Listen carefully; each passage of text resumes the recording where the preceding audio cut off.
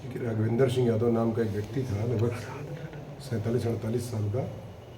उसकी जो है एक बिस्तर के अंदर जो है अर्जली डेड बॉडी मिली थी, और जब पोस्टमार्टम कराया गया शव को कब्जे में लेकर के, और उनकी पत्नी से और पूछताछ की गई तो उन्होंने बताया कि जो है एक प्रेमिका थी, उस प्रेमिका और पत्नी के बीच में ये मामला चल रहा था। प्रेमिका के उन्होंने काफ़ी कुछ फ़ोटो भी खींच लिए थे, ऐसा बताया जाता है। तो वो ब्लैकमेल करते थे प्रेमिका को, और पत्नी को ही मारते पीटते थे। तो दोनों ने आपस में एक संबंध बना रखे, आपस में एक सिस्टमेटिक ढंग से उसको जो है एक तालमेल करके उसको मारने का प्लान बनाया। और नुमाइश में घूमने के बाद रात में जो है उनको एक नशीला पदार्थ खिला करके सुला दिया। उसके बाद उसमें आग प्रदान कर दिया उसने।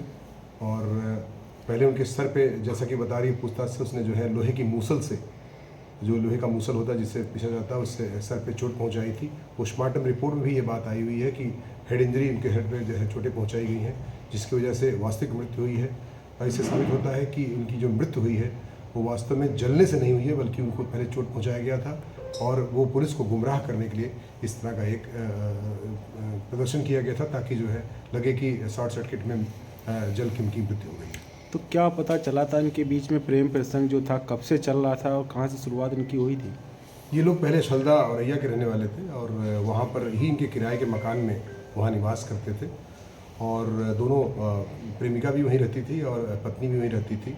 तो अपने आपस में प्रेम संबंध हो गए थे, और यहाँ फिर जब इटावा में शिफ्ट 1 साल से आए हुए थे तो इनके अपने संबंध चलते रहे। और इस संबंध में जो है दोनों ने फिर जब देखा कि ब्लैकमेल कर रहे हैं, मारते पीटते भी हैं, तो पत्नी और प्रेमिका ने मिल करके राघवेंद्र की जो है इस तरह से चोट पहुंचा के सर पे उनकी हत्या कर दी। और बाद में डिविएट करने के लिए, तथ्य से भी डिविएट करने के लिए उन्होंने आग लगाने का उसमें बहाना ढूंढा था। सर अभी कितने लोग गिरफ्तार हुए इसमें? अब उनकी पत्नी को गिरफ्तार कर लिया गया है, जो लोहे की मूसल होती हुई बरामद कर लिया गया है, तथा उसने जुर्म को कबूल भी कर लिया है।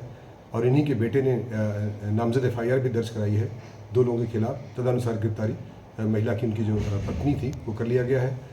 जो उनकी प्रेमिका है शीघ्र गिरफ्तार कर लिया गया है।